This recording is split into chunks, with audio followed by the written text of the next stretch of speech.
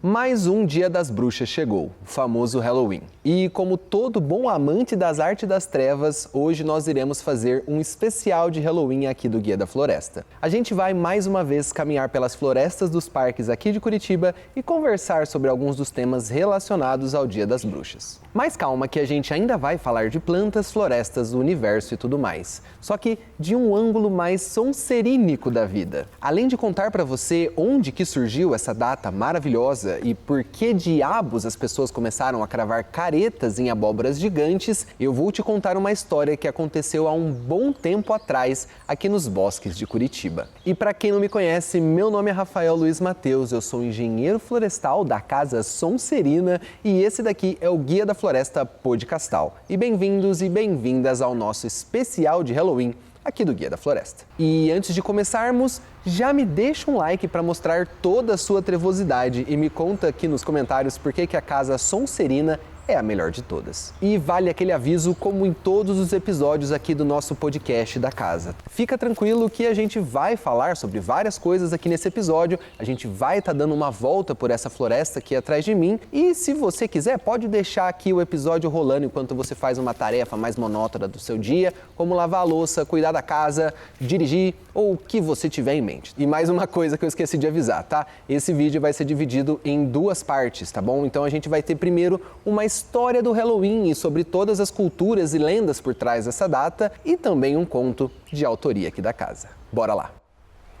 Antigamente, pelos bosques, florestas e parques de Curitiba, existia um botânico solitário, conhecido apenas como o Coletor. Ele vivia vagando pelas florestas da capital paranaense à procura de plantas raras para catalogar. Quer dizer, muitas vezes não eram muito raras não, mas não tinham praticamente nenhum registro em qualquer base de dados da sua época. Mas acredita-se que isso era porque ninguém, fora poucos vagantes de florestas, se importavam em ficar catalogando plantinhas tão errantes quanto seus coletores. Mas entre ciperaces e poaces sem graça, vira e mexe surgiam plantas que chamavam sua atenção. Ora porque ninguém, nem seus orientadores, eram capazes de catalogá-las, ora porque eram visivelmente estranhas. Melhor ainda quando essas duas características se uniam em uma mesma coleta, algo que alimentava sua obsessão por continuar em busca de novas plantas e desafios em meio aos seus dias vagando pelas florestas da cidade. E diga-se de passagem,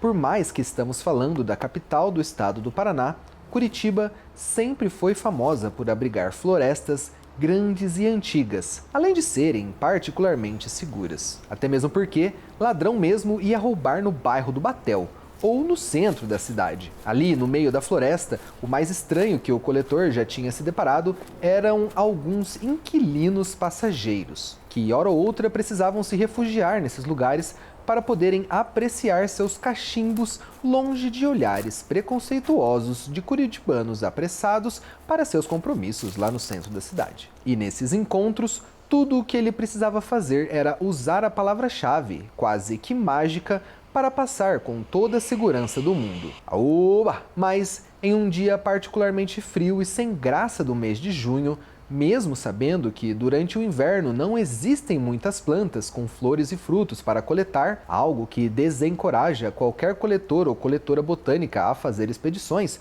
já que, para montar esse cata, são necessárias as partes reprodutivas da planta. Mesmo assim, o fissurado resolveu sair de manhã para uma parte do Parque Tanguá, onde ele sempre ia ou para fazer aquele matinal ou para ver se alguma plantinha nova havia surgido no meio do caminho para o melhor pico para fazer o matinal. O parque era muito famoso entre os habitantes da cidade e pelos turistas. Por sorte, o parque naquela manhã fria e nebulosa não tinha turistas. E mesmo não entrando pelo famoso mirante do Parque Tanguá, ele via bem de longe, da pedreira no lado oposto do mirante, que os chafarizes daquele jardim brega em estilo europeu ainda não haviam sido ligados, o que dava bastante tempo para ele aproveitar suas expedições apenas com o som do vento e com o canto tímido de alguns pássaros úmidos e friorentos, que também resolveram aproveitar aquela manhã tétrica no meio do mato. Ao chegar naquele platô de pedra na beirada do precipício da pedreira,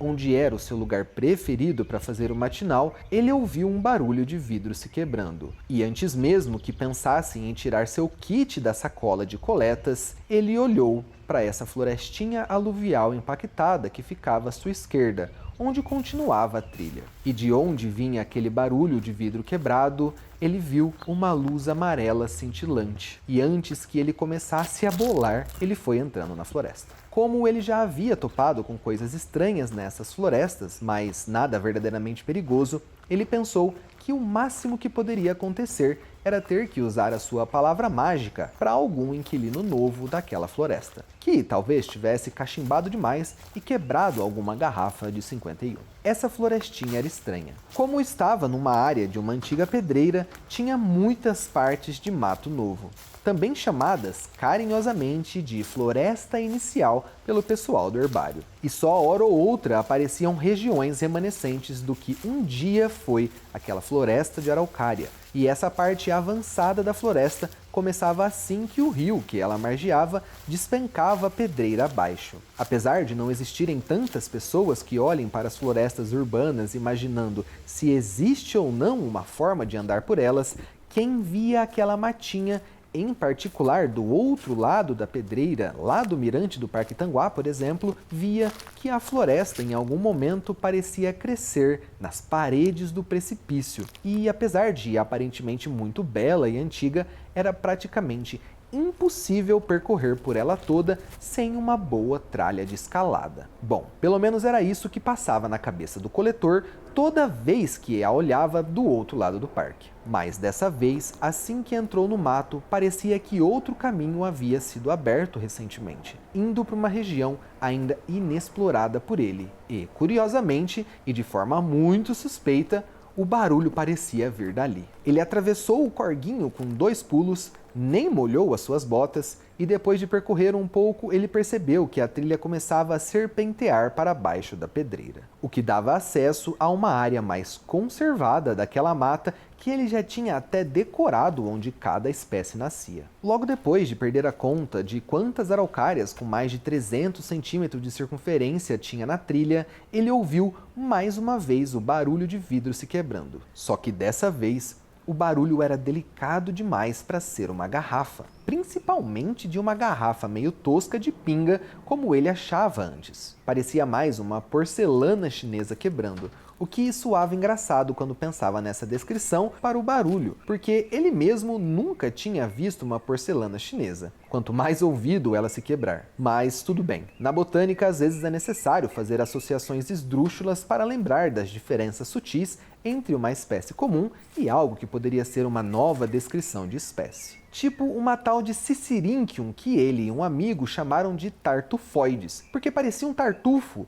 só que nenhum deles sabia exatamente o que era um tartufo. Toda essa divagação sobre o barulho foi mais estranha na realidade do que seu conteúdo em si, porque, por mais que bem elaborada e um pouco longa demais, aconteceu entre o momento que ele ouviu o som e virou sua cabeça para baixo, para o lugar de onde vinha o barulho, mais especificamente debaixo do seu pé direito. Quando ele levantou a velha bota conquista daquele chão ainda não tão batido da trilha, ele viu o que parecia ser uma orquídea, toda amassada e enlameada, mas que dava para perceber que não parecia com nada com que ele já havia coletado. Por um segundo, seu coração bateu mais forte. Seu sangue gelou, seus pelos arrepiaram, sua mente deu um estalo, enquanto ele sentia-se descolar da realidade. Aparentemente tinha encontrado uma espécie nova, e não era algo sem graça como um capim da família Poaceae, mas era uma orquídea, um tipo de planta pertencente da família Orquidaceae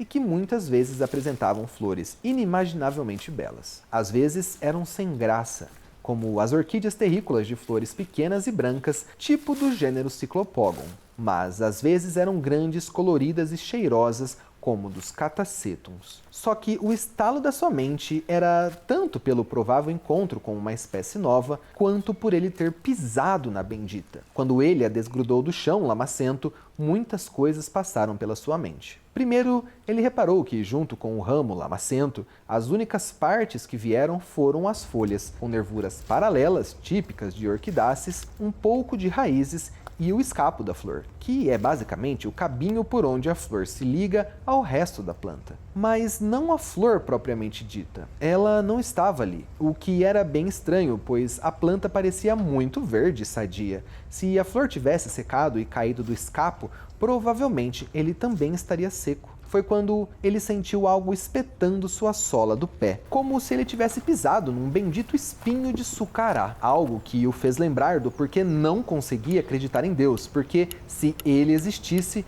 não iria ter criado plantas com espinhos tão grandes e resistentes como das árvores do gênero Xilosma, que, mesmo depois de mortas e tombadas no solo da floresta, seus espinhos permaneciam super resistentes e prontos para servirem de armadilha embaixo da serrapilheira para qualquer um ter suas botas e pés atravessados. Novamente, houve uma sensação de descolamento, como se seus pensamentos tivessem se condensado num período ínfimo de tempo, naqueles instantes necessários para ele sentir o espetar e levantar a sola da bota com a ajuda das mãos para ver se tinha realmente algum bendito espinho de sucará ali. E antes que ele pudesse dar mais atenção para essa sensação estranha de descolamento do tempo, ele viu umas coisas grudadas na bota, como se fossem cacos amarelados, só que atravessavam a sola. Mancando feito um saci, ele foi até um tronco tombado perto da trilha que, se ele não tivesse tão preocupado com seu pé, teria notado que aquele tronco tinha algo de incomum, pois não existiam árvores quebradas ali por perto. O coletor jogou sua sacola de coletas no chão, colocou delicadamente os restos daquela orquídea em cima, apoiou a bunda no tronco de árvore tombada e tirou sua bota.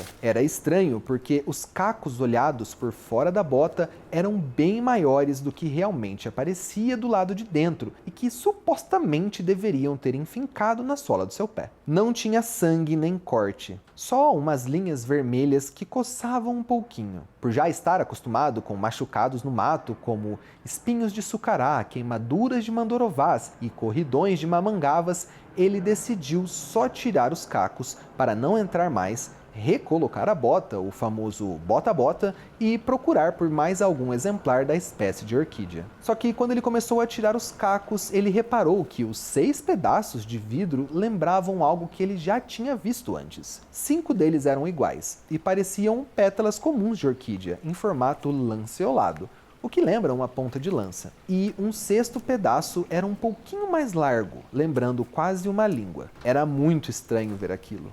Mas como seu cérebro estava treinado em associar objetos do dia a dia com partes de plantas, em questão de milésimos de segundo, o coletor lembrou que em regiões de campos naturais ele havia cruzado com um gênero de orquídea chamado Zygopétalum, e que suas pétalas lembravam aqueles cacos de vidro. Várias coisas vieram à sua mente. Será que existia uma variedade de Zygopétalum albina? Mas esse gênero de orquídea não deveria ocorrer em chão de floresta. Bom, pelo menos agora existia alguma pista em onde procurar outras daquelas plantas naquela floresta, pois até então poderia ser também uma orquídea epífita, por exemplo. E daí, essa porra de planta poderia ter vindo de qualquer lugar da floresta. Mas a pergunta principal ele evitava em fazer. Isso porque era tão assustadora de tão incomum. Por que raios essa planta tinha pétalas que pareciam de vidro? Será que era algum tipo extremamente novo de orquídea? E claro que não deveria ser vidro propriamente dito. Devia ser algum material orgânico, rígido, translúcido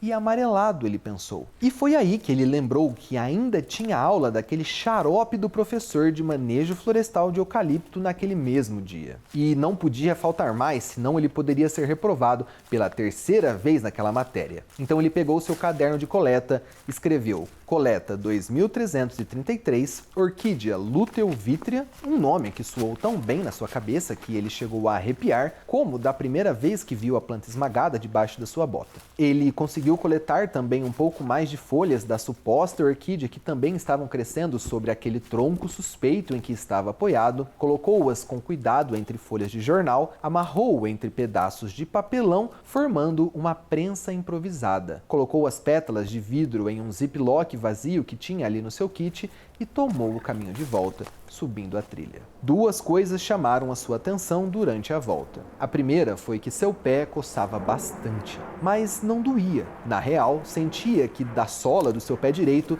irradiavam pontos de energia que deixavam o pé esquerdo com inveja. Era tão nítida essa energia que ele subiu o caminho íngreme de volta sem nem sentir o cansaço que normalmente os 10 a 20 cigarros de tabaco que ele fumava por dia o lembravam de sentir. A segunda coisa que chamou a sua atenção é que o caminho de volta foi muito rápido. E ele não sabia se tinha alguma coisa a ver com a energia estranha que vinha do seu pé, da ansiedade em descobrir que planta era aquela, ou se simplesmente o fato de não ter feito seu matinal tinha o ajudado a ver as coisas de uma forma mais rápida do que normalmente seria sob o efeito daquela plantinha cheirosa. Até então, eram simples questões que, apesar de estranhas, não o assustavam. Não até chegar quase na saída da floresta e perceber que a luz que iluminava todo o seu caminho agora estava fraca e parecia vir de uma direção oposta ao que deveria ser. Ao sair da floresta, aquela sensação, sangue gelado,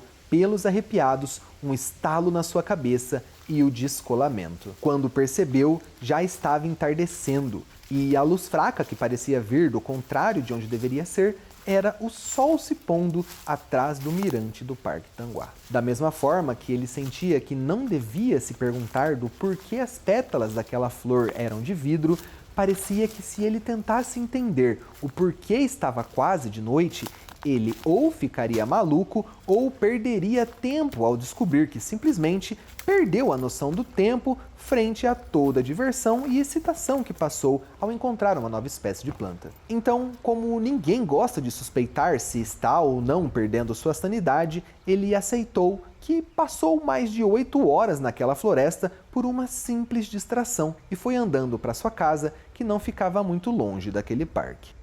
História e origem do Halloween. O festival Samhain, que pelo que eu vi se pronuncia Samhain ou alguma coisa assim, era celebrado pelos celtas há cerca de 2000 anos atrás em regiões da atual Irlanda, Escócia, Reino Unido e partes da França. Os celtas formavam uma sociedade tribal com uma cultura rica, cujas primeiras evidências datam de aproximadamente 1200 anos antes da Era Comum. Eles acreditavam que durante o Samhain, que marcava o fim do verão e o início do inverno, o véu entre os mundos dos vivos e dos mortos ficava um pouco mais fino, e esse era o momento em que os espíritos dos mortos poderiam retornar à Terra. O festival de Samhain também estava relacionado ao fim da colheita, por isso era um período de grande importância agrícola e espiritual. Sobre as fantasias, os celtas não usavam fantasias como conhecemos hoje, mas sim vestiam peles de animais e máscaras para espantar os espíritos malignos ou para disfarçar e evitar serem reconhecidos pelos espíritos. O propósito era criar uma ilusão para que os espíritos passassem por eles sem causar nenhum mal. Eles também acendiam fogueiras e realizavam sacrifícios de animais como oferendas para os deuses, pedindo proteção para o inverno que se aproximava e também agradecendo as colheitas que tinham acabado de ser feitas. Com a expansão do cristianismo pela Europa, a Igreja Católica apropriou-se de muitos costumes pagãos para facilitar a conversão dos povos locais. O Festival de Samhain foi um desses, por exemplo. No século VIII, o Papa Gregório III, ali mais ou menos entre 730 e 740, depois da Era Comum, foi quem oficialmente deslocou o Dia de Todos os Santos para o dia 1º de novembro. O objetivo era cristianizar o festival pagão de Samhain. Lembrando, tá, pessoal? Eu sei que se pronuncia de outra forma, mas eu acho que fica um pouco mais fácil eu falar assim, tá bom? Não vou ficar falando Samhain toda vez. Mas enfim, o objetivo era cristianizar o festival pagão de Samhain, associando-o à veneração de santos e mártires católicos e, assim, substituir a prática do culto aos mortos e ao sobrenatural. Nossa, que beleza que ficou a iluminação agora, espero que no vídeo tenha ficado também. A festa se tornou conhecida como All Hallows Day, ou Dia de Todos os Santos. O dia 31 de outubro, que era na véspera do Dia de Todos os Santos, ficou conhecido como All Hallows Eve, véspera de Todos os Santos. Hallow é uma palavra arcaica ali, mais ou menos, em inglês, que significa santo ou consagrado, e Eve significa véspera. Portanto, All Hallows Eve significa literalmente véspera de Todos os Santos. E com o tempo, o nome All Hallows Eve foi encurtado para Halloween. Já no Brasil, o dia de finados foi estabelecido pela Igreja Católica no século X como um dia dedicado exclusivamente à lembrança e oração dos mortos. Ele ocorre no dia 2 de novembro, logo após o Dia de Todos os Santos, e é uma tradição mais focada em honrar os entes falecidos sem aquele clima festivo que o Halloween adquiriu.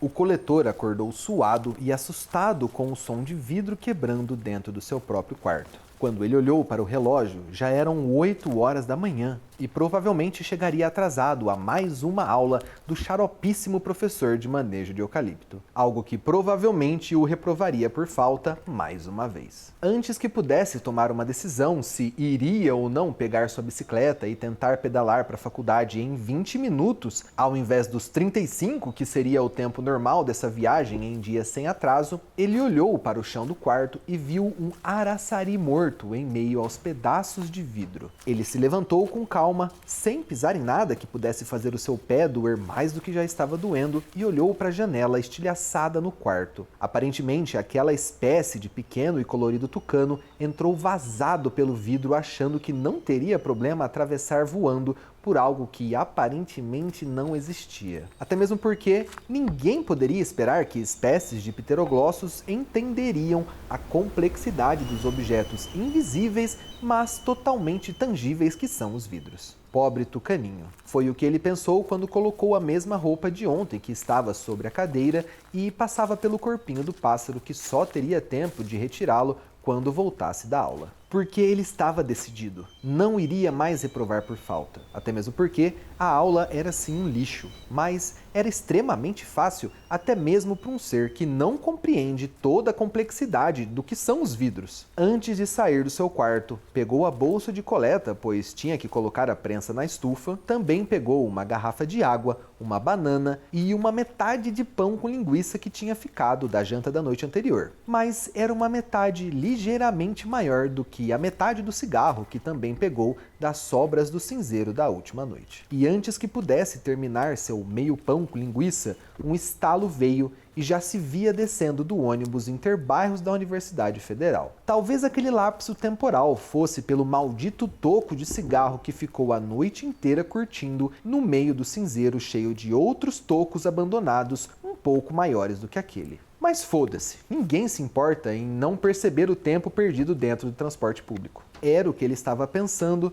quando praticamente aparatou no lado de fora da sala de manejo florestal. Ao mesmo instante que a porta se abria e vários dos seus colegas de turmas saíam cansados, suados e carregando uma folha avulsa na mão. Se ele não tivesse passado por aquilo por pelo menos 4 vezes no ano nos últimos 3 anos de faculdade, ele não perceberia que era dia de prova. E aquela folha que todos carregavam eram os malditos rascunhos que o professor exigia que todos levassem para casa para que eles mesmos encontrassem as respostas para os erros que haviam cometido na prova. Seu sangue gelou, seus pelos arrepiaram e o choque mental que sempre vinha após essas duas primeiras sensações também veio, mas pela sua perna direita. E assim que esse choque subiu pelo seu tronco, passou pelo seu peito, amarrou a sua garganta e fisgou de forma aguda as suas têmporas, toda a sensação ruim se dissipou quando ele viu ela saindo da prova de manejo florestal. Flora estava um pouco menos cabisbaixa que os outros colegas, mas não era para menos. Ela sempre parecia ter mais facilidade com os cálculos chatos e sem sentido das matérias de produção, mesmo sendo outra botânica do herbário que não dava a mínima para pinos e eucalipto. Assim que olhou para o coletor, ela sorriu rapidamente. mas depois que o olhou da cabeça aos pés, assumiu uma expressão de horror, disfarçada de preocupação. Oi, Flora, não acredito que eu perdi mais uma prova desse xarope. Se eu não tivesse faltado ontem, eu talvez me lembraria dessa porcaria de prova, disse o coletor. Como assim faltado ontem? Perguntou Flora em um tom de preocupação menos disfarçado do que sua expressão. Mano, você não aparece na faculdade há mais de 2 meses. Nem no herbário eu te vejo mais, disse Flora, quase que não conseguindo tirar o olho da perna direita do coletor, que parecia muito inchada, ao ponto de deformar as tatuagens que ficavam à mostra pelas bermudas que o coletor tanto gostava de usar. Ele não conseguiu responder nada. Apenas ficou esperando o outro estalo mental trazer alguma resposta para o que ele estava vivenciando, ou que aparatasse novamente em algum lugar do tempo e espaço onde as coisas ainda fizessem sentido. Alô? Disse Flora enquanto estralava os dedos na frente do rosto do coletor, tentando chamar a sua atenção para aquela conversa. Eu até lembro quando você ficou quase um semestre sumido das aulas enquanto fazia aquele maldito inventário florestal para o Parque Barigui, mas pelo menos naquela época você aparecia no herbário para tombar algumas plantas e também conseguia conversar feito gente, relatou Flora, agora realmente tentando se esforçar, disfarçando sua preocupação com um pouco de humor. Finalmente, o estalo mental veio, e como um delírio, o coletor lembrou que tinha algo diferente e importante para fazer ali. Ele aproveitou para chamar a sua amiga para descer para o herbário para perguntar sua opinião sobre o que poderia ser aquela planta estranha. Flora aceitou e o seguiu em silêncio, não querendo mais se intrometer nos assuntos pessoais do coletor. Mesmo as luzes acesas, alguns computadores ligados e uma cuia de chimarrão montada em cima da bancada principal, não havia ninguém à vista no herbário. Aquele era um laboratório único. Poucos laboratórios tinham tanto espaço na faculdade e mesmo assim pareciam justamente precisar de um pouco mais. Diferente daquele laboratório gigante e fedido lá de cima, onde já se viu um professor que trata tão mal seus alunos, fuma cigarro dentro das instalações da Federal, tem preguiça de corrigir as provas e ninguém o tira de lá. Mas enfim, pelo menos não parecia que ia fazer mais mal do que já fazia. Mas mal mesmo foi como o coletor ficou depois que abriu a sacola de coletas e tirou um ramo seco, duro e totalmente fungado de dentro da sacola. Tanto ele quanto Flora olharam com desgosto para o matinho em decomposição em cima da bancada, já que era quase impossível dizer se aquilo era um dente de leão ou um alecrim de tão acabada que estava aquela coleta. O coletor tentou descrever o que aconteceu com ele e como era aquela planta, tentando ver com sua amiga se ela poderia dar alguma luz sobre o que raios era aquela planta e se talvez ela pudesse falar algo que mostrasse para ele que não estava perdendo a lucidez. Ele nem pensou em tirar os pedaços das pétalas de vidro do ziplock, pois por mais que era óbvio que se tratava de partes vegetativas de uma orquídea, Flora insistia que, por mais decomposta que estivesse aquela coleta, se ela fosse apostar, colocaria todas as suas fichas que aquilo eram restos de algum lírio da família Amarilidaceae. E assim, um lírio e uma orquídea até poderiam ser confundidos por alguém que não presta atenção em plantas, mas não por ele. Isso o deixou mais do que emputecido. Confundir aquelas famílias de plantas o fez questionar das suas capacidades de identificação. Isso sim era motivo para duvidar da sua sanidade. Mas ele tinha certeza que era uma orquídea. Já ela tinha certeza de que só poderia ser um bendito lírio. E por mais que ele via todas as características de uma orquídea ali, era muito difícil de teimar com a Flora, já que ela tinha uns 3 pibiques catalogando as espécies de ervas de subbosque da floresta do Capão da faculdade e era o mais próximo de uma especialista em ervas do herbário. Ele era muito bom com árvores. Já ela era uma especialista em ervas. Ele já nem sabia mais porque estava hesitando tanto em pegar aquelas pétalas de vidro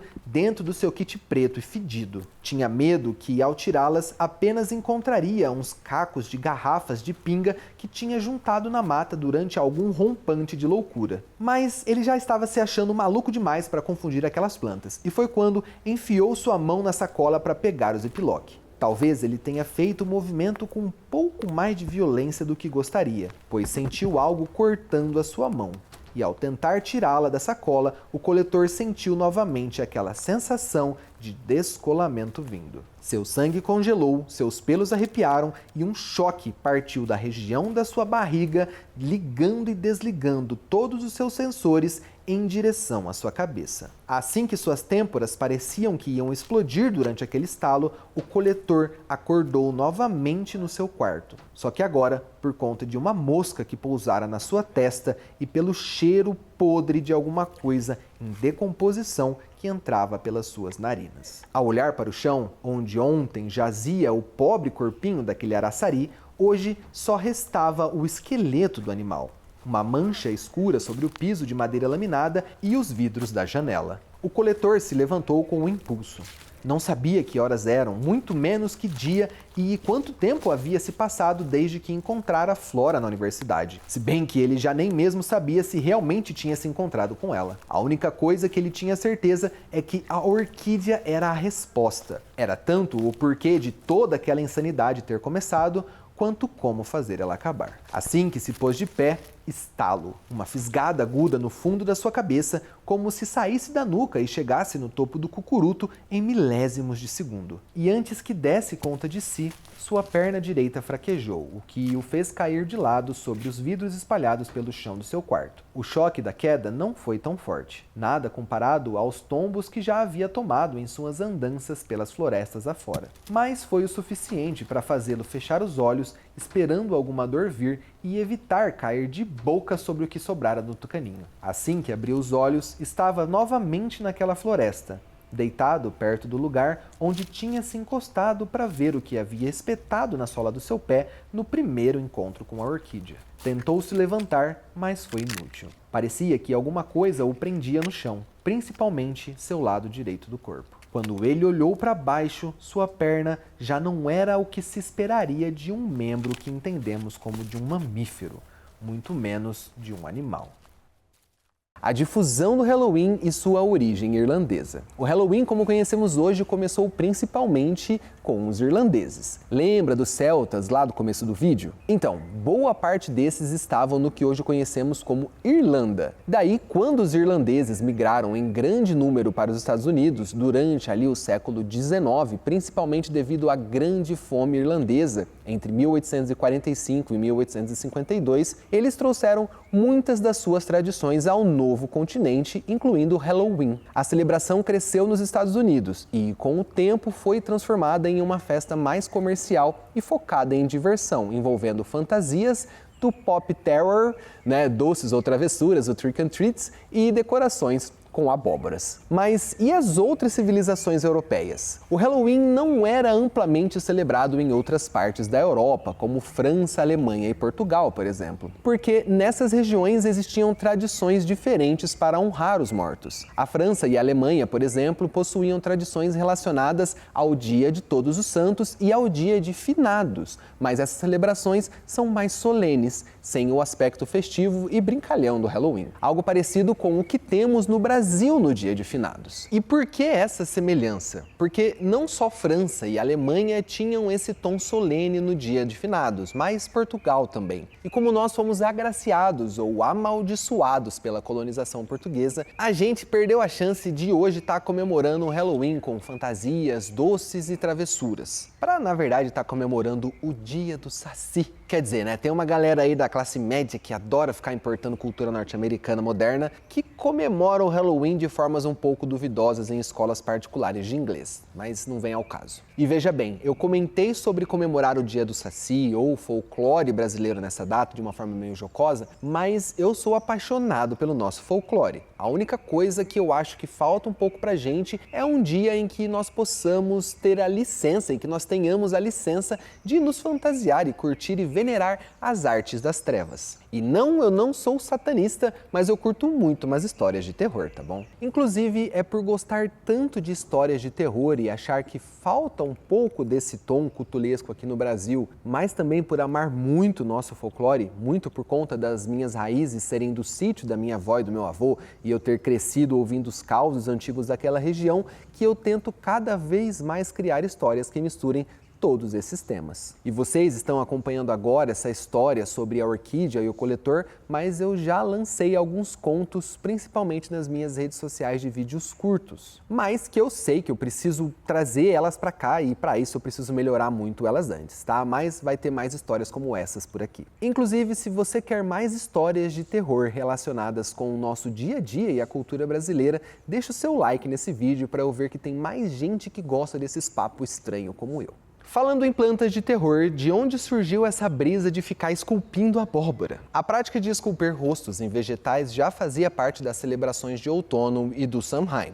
Ela estava ligada à colheita e ao afastamento dos espíritos malignos, como a gente já viu anteriormente. Isso pode ser traçado como uma prática de proteção espiritual, onde os rostos assustadores esculpidos em vegetais serviriam para afastar os espíritos errantes durante o festival. Mas, como já dito anteriormente, quem absorveu esses costumes dos celtas foram os irlandeses. E o principal vegetal que era utilizado por eles para cravar os rostos não era a abóbora que conhecemos hoje, mas sim o nabo. Isso porque ele também tinha uma casca bem rígida e como no outono as colheitas já haviam sido feitas, existia bastante desse vegetal para que alguns pudessem ser sacrificados em formatos de careta para expulsar demônios das vilas. E é claro que aquela abóbora, como a gente conhece de hoje em dia, só foi introduzida no Halloween posteriormente, como a gente já vai ver aqui nesse vídeo. Uma outra coisa, eu acredito que você já tenha ouvido falar no termo Jack-o'-lantern. Bom, isso é algo que derivou de uma lenda irlandesa de um cara chamado Sting Jack. Ela surgiu bem depois do costume de cravar rostos nos vegetais, ali entre os séculos 18 e 19, tentando justificar o costume de alguma forma. Em resumo, Sting Jack era um homem esperto, mas extremamente mesquinho, que enganou o diabo em várias ocasiões. Em uma versão da lenda, Jack convence o diabo a subir em uma árvore para pegar uma fruta e enquanto ele está lá, Jack esculpe uma cruz no tronco, impedindo o diabo de descer. Para escapar, o diabo fez um pacto com Jack, prometendo nunca reclamar a sua alma. No entanto, quando Jack morre, ele é rejeitado tanto no céu quanto no inferno, sendo condenado a vagar pela terra eternamente. O diabo, por pena, dá a Jack um carvão incandescente para iluminar o seu caminho. Jack coloca o carvão dentro de um nabo esculpido e passa a vagar, tornando-se conhecido como Jack of the Lantern, ou Jack-o'-lantern, como ficou conhecido mais tarde. Tá, mas qual nabo que era esse? O nabo utilizado para esculpir era o Brassica rapa, uma espécie de nabo conhecida como nabo comum. Ele tem uma casca bem rígida o suficiente para ser esculpido e era mais acessível na Irlanda rural do que a abóbora, que só se popularizou nos Estados Unidos. Porque justamente daí, quando os irlandeses migraram para os Estados Unidos, a abóbora, especificamente a Cucurbita pepo, era mais abundante e muito maior do que o nabo. As abóboras, sendo grandes e com uma cavidade interna bem oca, são mais fáceis de esculpir, tornando-se uma escolha natural para substituir o nabo na tradição do Jack-o'-lantern. Uma curiosidadezinha rápida aqui, tá? A lenda do Cavaleiro Sem Cabeça tem algumas semelhanças temáticas, mas não está diretamente relacionada a Sting Jack. O Cavaleiro Sem Cabeça, uma figura popularizada na lenda norte-americana de Sleepy Hollow, baseada em um conto de Washington Irving, é o espírito de um soldado esse ano decapitado durante a Revolução Americana que cavalga à procura de sua cabeça. Ambos têm uma conexão com o conceito de vagantes condenados, mas são lendas distintas em sua origem e propósito.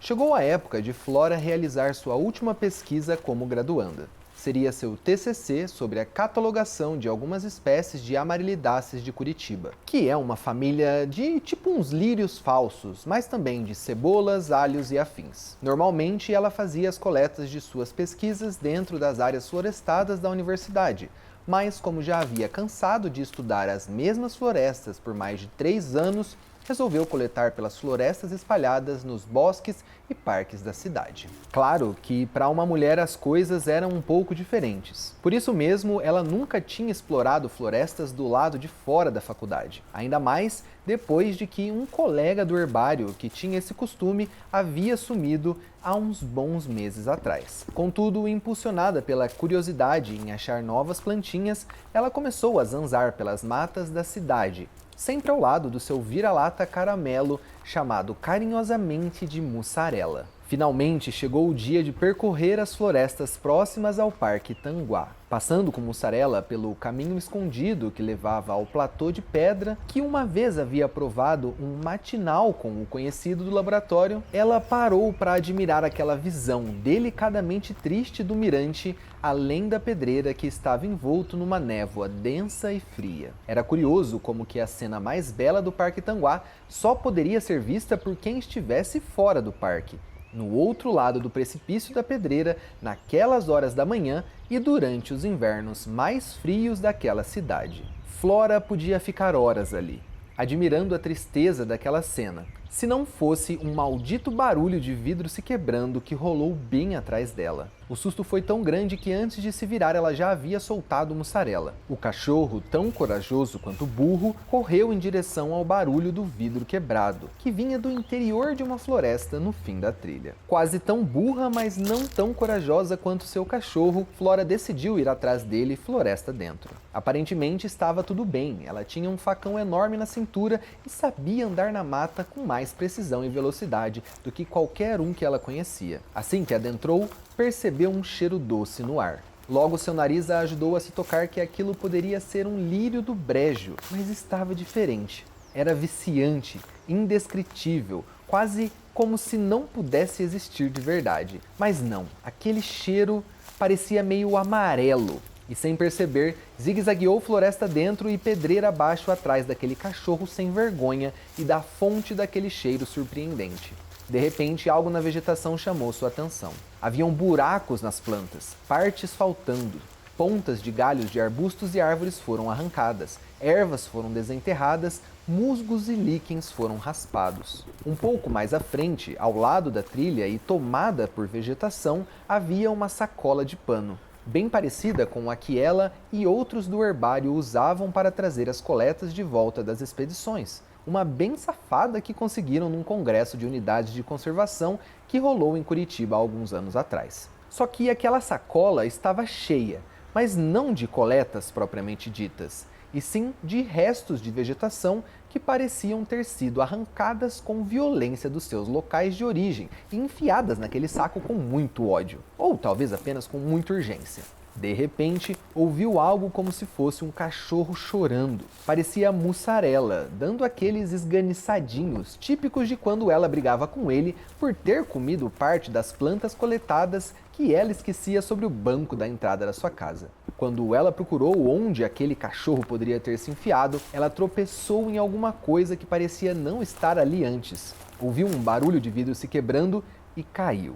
Quando ela se tocou, estava cara a cara com uma espécie de tronco, também deitado sobre o solo, coberto de uma folhagem que lembrava muito um lírio, típico da família Amarilidaceae, mas algo estava diferente. Aquele tronco, que não parecia ter caído de nenhuma árvore ali perto, pois todas estavam inteiras. Ele estava cheio dessa planta, e somente ela parecia crescer sobre o tronco. Ao apoiar as mãos no chão, tentando se levantar, Flora percebeu que sua mão direita estava coçando e, tentando entender o porquê, viu pequenos pedaços de vidro encravados na palma de sua mão e parte do seu antebraço. Ela teria entrado em choque, mas não havia sangue. Pareciam profundos, mas quando ela os puxava, aparentemente não tinham entrado na pele. Porém, pelo tamanho dos pedaços que ela puxava, eram grandes o suficientes para atravessar sua mão. Mas era como se a parte que tivesse entrado tivesse sumido, ou talvez até sido absorvido pelo seu corpo. Mas antes que pudesse começar a pensar quem poderia ter sido o filho da puta que tinha jogado os vidros ali, Flora reparou que os cacos formavam a corola de uma espécie de lírio que ela nunca tinha visto na região. Talvez algum tipo de hipeastrum. Antes que pudesse começar a entender sobre o que raios ela havia se estabacado, Flora sentiu uma coisa quente e molhada passando pela sua bochecha. Era Mussarela, fofo, burro e a lambendo como sempre. Aquele gesto de carinho canino foi nojento, mas bom o suficiente para tirar ela daquele transe e agora que tinha reencontrado seu cachorro, já podia voltar para casa. Felizmente, também tinha algo o que coletar, aquela planta estranha que parecia ter pétalas de vidro. Sem pensar muito, coletou alguns exemplares, o que existiu mais esforço do que aparentava, já que suas raízes pareciam nascer sobre aquele tronco, mas o atravessavam até chegar no solo. Infelizmente, não achou nenhum exemplar com flores abertas. Então pensou em usar aquela sacola velha que tinha achado agora há pouco para guardar só os pedaços de vidro que pareciam ser as suas flores. Ela pegou a sacola, virou de ponta cabeça e a chacoalhou. Caiu tanta planta e terra dali de dentro que por um momento ela achou que o gato Félix tinha usado aquela sacola. Mas lá do fundo caiu uma bolsinha preta, muito surrada e com um cheiro estranhamente familiar e gostoso de ervas. Ela abriu a bolsinha e viu que tinham algumas coisinhas ali. Um bloquinho de piteiras de papel, 2 pacotes de sedas molhadas, uma tesourinha e um ziplock vazio. Nesse momento, Flora olhou para aquela sacola suja de coletas, aquele kit de cigarro, o tronco caído de forma curiosa na beira da trilha, que não parecia vir de nenhum lugar, mas antes que pudesse chegar a alguma conclusão, seu sangue gelou. Seus pelos arrepiaram e um estalo veio do fundo da sua cabeça. Com a dor, ela piscou e, ao abrir os olhos, lá estava Flora, saindo daquela floresta, junto de Mussarela no final da tarde, sem entender como havia perdido tanto tempo naquela expedição de coleta e por que sua mão coçava tanto. E eu sei que muitos podem vir aqui nos comentários me criticar, falando que isso é pensamento de colonizado, de ficar falando de data dos Estados Unidos, que eu mesmo critiquei das escolas lá de inglês de classe média, mas é que é o seguinte, se existir qualquer data do mundo inteiro, de qualquer civilização, que fala de fantasma, zumbi, vampiro, tudo isso, cara, eu vou gostar, eu vou falar sobre, porque é uma das coisas que eu mais gosto, tirando aí plantinhas, florestas do universo e tudo mais, tá bom? Eu não consegui dar ainda essa identidade um pouco mais trevosa aqui pro canal, mas vai esperando que cada vez mais vão aparecer temas como esse por aqui, tá bom? E lembrando que eu não sou satanista, eu não sou das trevas, isso é só um jeitinho de falar sobre esses assuntos com um pouco mais de graça, tá bom? De qualquer forma, eu acredito que falar sobre plantas e meio ambiente sempre tem ali uma coisa atrelada ao misticismo, a uma coisa um pouco mais oculta, um pouco mais, digamos assim, intangível. E eu até já comentei em alguns vídeos um pouco mais diretos aqui no canal, como esse que está aparecendo aqui, que a natureza não é algo que deva ser visto como realmente algo sagrado, porque se for visto assim é um pouco mais difícil de aplicar a conservação. Mas isso não quer dizer que a gente não possa criar as nossas lendas, criar as nossas histórias e falar sobre isso, que particularmente falando é muito gostoso de compartilhar aqui com vocês. Eu espero muito que vocês tenham gostado do conto de hoje e também do nosso vídeo, que sim, foi um formato um pouco diferente, até mesmo porque esse foi o especial de Halloween aqui do Guia da Floresta. Muito obrigado para quem acompanhou o vídeo até aqui. Eu espero o feedback de vocês aqui nos comentários, se dá para melhorar, se tá um completo lixo isso daqui, mas se foi muito bom, se você gostou de ouvir, se você ficou apreensivo com a história e gostou das informações que eu trouxe aqui, eu aguardo ler os seus feedbacks aqui nos comentários, tá bom? Muito obrigado mais uma vez, deixe o seu like e se inscreva aqui no canal do Guia da Floresta para apoiar esse projeto e a gente se vê nos próximos vídeos, que inclusive já estão aparecendo aqui para vocês. Nós estamos juntos e vamos sim continuar curtindo a nossa trevosidade, mas de uma forma um pouco mais brasileirística. Valeu e falou!